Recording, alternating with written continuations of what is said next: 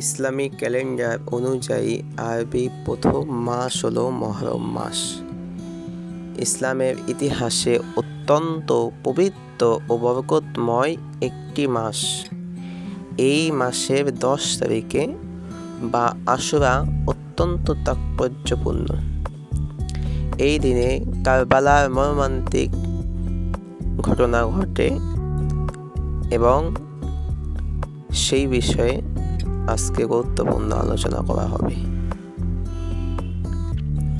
মহরম মাসের 10 তারিখে কিছু ঘটনা আছে, তার মধ্যে অন্যতম হচ্ছে কারবালার ময়দানে, যুদ্ধের ময়দানে হযরতে ইমাম হোসাইন বিশ্বনবী সাল্লাল্লাহু আলাইহি ওয়াসাল্লামের নাতি তার শাহাদাত বরণ।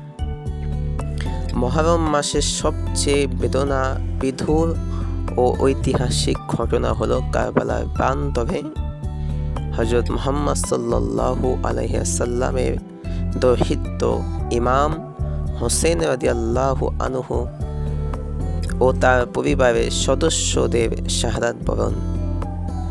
61 হিজরির মহরম 10ই মহরমে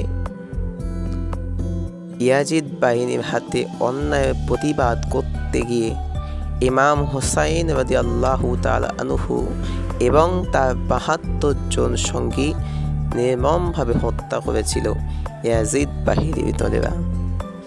বিশ্বনবী সাল্লাল্লাহু আলাইহি ওয়াসাল্লামের অত্যন্ত প্রিয়, অত্যন্ত মহাব্বতের নাতি তানাকে শহীদ করা হয়েছিল। এছাড়া সেই ঘটনার পাশাপাশি আরও যে সমস্ত ঘটনাগুলো ঘটে যায় তা হলো এই মহরম মাসে 10 তারিখে আল্লাহ তাআলা পৃথিবীকে সৃষ্টি করেছিল। আবার এই মহরম মাসের 10 তারিখে আল্লাহ তাআলা পৃথিবীকে ধ্বংস করবেন। আল্লাহ তাআলা হযরতে আদম আলাইহিস সালাতু আসসালামকে সৃষ্টি করেছিলেন এবং পৃথিবীকে পাঠিয়েছিলেন এই দিনেতে, এবং তারা তওবা কবুল করেছিলেন, সেটা হলো মহরম মাসেতে 10 তারিখে।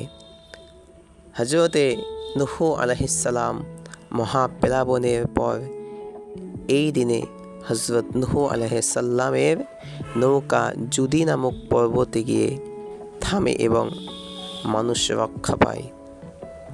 এছাড়া হযরতে মূসা আলাইহিস সালাম এই দিনে হযরতে মূসা আলাইহিস সালামকে ফিরআউনের অত্যাচার থেকে বনি ইসরাইলের মুক্ত করে সমুদ্র পার হন এবং আল্লাহ তাআলা ফিরআউনকে সেই নদীতে, সমুদ্রতে ডুবিয়ে মারেন। এছাড়া হযরতে ইব্রাহিম আলাইহিস সালাম জন্মগ্রহণ করেন এবং অগ্নিকুণ্ড থেকে নিরাপদ মুক্ত পান।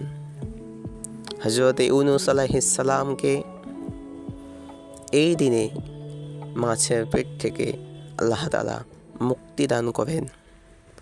এই মহরম মাসের শোক আত্মশুদ্ধি ইবাদতদের জন্য পরিচিত। রোজা পালন